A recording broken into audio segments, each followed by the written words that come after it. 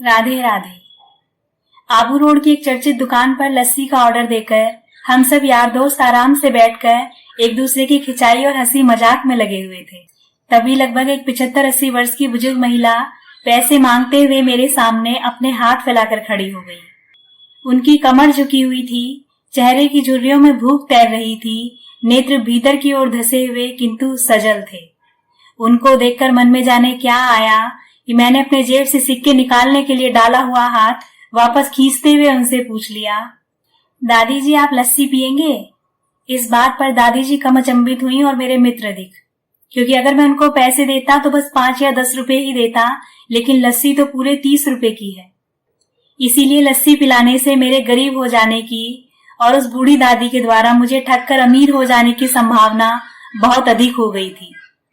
दादी ने सकुचाते हुए हामी भरी और अपने पास जो मांग कर उन्होंने 6-7 रुपए जमा किए हुए थे वो भी अपने कांपते हाथों से मेरी ओर बढ़ा दिए। मुझे कुछ समझ ही नहीं आया तो मैंने उनसे पूछ लिया, ये किस लिए? इनको मिलाकर मेरी लस्सी के पैसे चुका देना बाबूजी।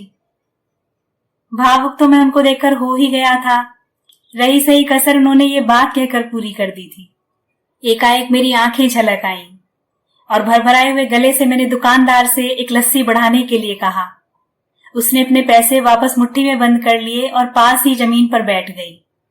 अब मुझे अपनी लाचारी का अनुभव हुआ, क्योंकि मैं वहां पर मौजूद दुकानदार, अपने दोस्तों और अन्य कई ग्राहकों की वजह से उन्हें कुर्सी पर बिठाने के लिए नहीं कह सका। डर था कि कोई कहीं टोक ना दे, किसी भीख मांगने वाली बूढ़ी महिला को उनके बराबर में बैठाए जाने पर आपत्ति ना हो जाए। लेकिन वो कुर्सी जिस पर मैं बैठा था मुझे काट रही थी। लस्सी कुल्हड़ों में भरकर हम सब मित्र और बूढ़ी दादी के हाथों में आते ही मैं अपना कुल्हड़ पकड़कर दादी के पास ही जमीन पर बैठ गया, क्योंकि ऐसा करने के लिए तो मैं स्वतंत्र था।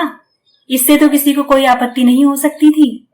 मेरे दोस्तों ने मुझे एक पल के लिए घूरा, लेकिन वो कुछ कह पाते उससे पहले ही दुकान के मालिक ने आगे बढ़कर दादी जी को उठाकर कुर्सी पर बैठा दिया और मेरी ओर मुस्कुराते हुए हाथ जोड़कर बोले, ऊपर बैठ जाइए साहब, मेरे यहाँ ग्राहक तो बहुत आते हैं किंतु इंसान कभी कभार ही आते हैं।